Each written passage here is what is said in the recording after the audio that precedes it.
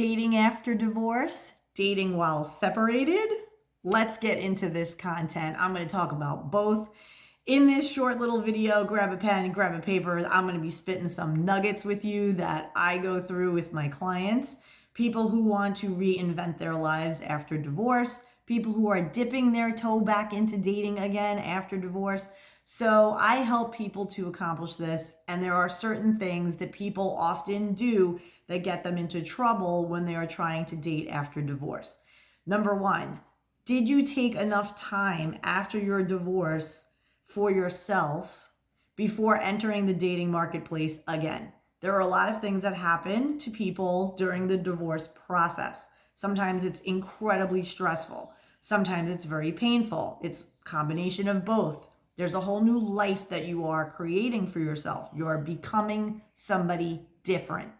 And oftentimes people who are often codependent will not allow time for them to be completely alone before dating again. This leads to attracting narcissistic people, toxic people, attracting people who just aren't ready, because we attract what we are. So if you are in transition from one life, your married life, into now a divorced situation, your new identity as a divorced individual, a single person, there is a time frame. You're slipping into a different timeline. You're going from the timeline of being in married mode to timeline into divorcing mode to timeline of I am divorced, right? So these are three different identities. And if you are in between, you're going to meet people who are also in between, also not really ready to be 100% in a relationship. So you want to allow yourself 1 year of personal development to get over your divorce and to reinvent yourself after divorce. This includes perhaps a new living arrangement, new financial management, new goals, new friendships, a whole new life that you're building for yourself. One of the things that I had to do for myself was exactly this. I got divorced in 2015, and what happened was I made the mistake of not allowing time just for myself. While I was going through my divorce process, I attracted a narcissistic psychopath, and I ended up on this whirlwind, up and down emotional roller coaster, very toxic, very rug pulled out from under me. I had no idea what happened. I did not even know what narcissistic abuse was. So this was very rattling to me. And after only 5 months of relationship with this person, they discarded me, went back to their ex, and I was devastated because I never gave myself the time to grieve my marriage. So it was a double whammy breakup. It was the grief of my divorce plus the grief of this sudden whirlwind relationship that ended abruptly, and it threw me into a dark, dark ditch, an emotional pit that I had to climb myself out of. And I did it. I did it publicly. I shared my healing journey on social media, which led me to have this entire new journey and this entire new career of being a life coach who helps people to heal themselves after divorce, after toxic relationships, and really reinvent themselves so that they can have healthy, happy relationships. And as you can see, there is a ring in my finger. So yes, I got married again. All is well, happy life, amazing. But I had to go through a lot of inner work, personal development, healing inner wounds back from childhood, healing codependency, learning how to self-trust, self-advocate, establish boundaries that stick. And these are all of the things that I now teach my clients. So one of the things that people often ask me is, what am I doing wrong?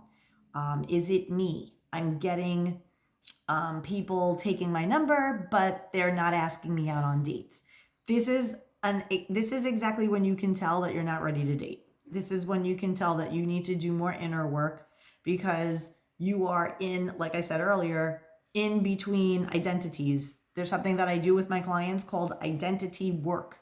And it is awesome because it very quickly gets you free from all of the stuff from your old existence energetically, mentally, spiritually, and it puts you into this new identity with clarity, meaning, why are you dating?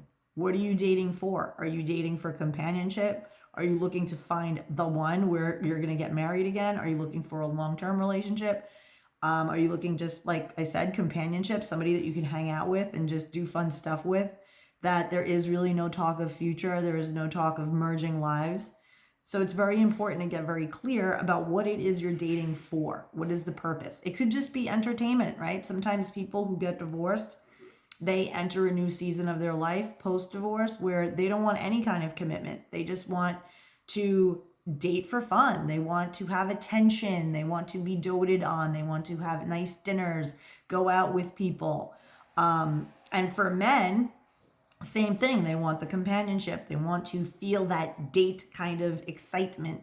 They're doing it for the dopamine hit, but they don't necessarily have the emotional ability to be in a relationship any more than that. So this is why it's very important. Furthermore, where is your person? Are you clear on who your person even is?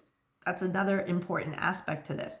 You were married to someone, clearly they had qualities, both good and bad. It's important that you do some inventory on what type of qualities do you want in a person that you're going to be in a relationship with next. What kind of relationship do you want? How often do you want to see this person? And think through all of the things that come up when you're meeting somebody new and how you would handle those things. Mainly boundaries. You want to make sure that your boundaries are on point. And a lot of people out there, when they date after divorce, they have very loose boundaries. They don't know what they're doing, to be quite honest. They just simply do not know what they're doing. And it's normal, right? It's nothing to throw shade at. I've been through it, but there comes a point where people start to dial it back and say, okay, I've been divorced now a year and it's been one shit show after the next, and it's one ridiculous 3-month relationship after the next. Like, I gotta figure this out. I can't keep doing this. And that's when typically they reach out to me. So if this is speaking to you and you're all over the place when it comes to dating and you want to have a good strategy so that you can call in the type of people that you want to date and you could get really clear about what it is you want in this new chapter of your life and how to create a life of fulfillment, whether you're in a relationship or not, let's hang out. You can click the link below in my bio. There are multiple ways that we can connect. One is through my website, lovequestcoaching.com. So check out the description in bio for that link, and I will connect with you soon. Once again, I'm Lisa Concepcion, certified professional love life coach and founder of lovequestcoaching.com, and I am here to help. So comment below what your thoughts on dating with divorce. I read all the comments, and I look forward to connecting with you soon. Also, if you like this kind of content, please click the subscription and the bell so when this party gets going and another video goes up, you will be notified. All right, thanks so much. Bye.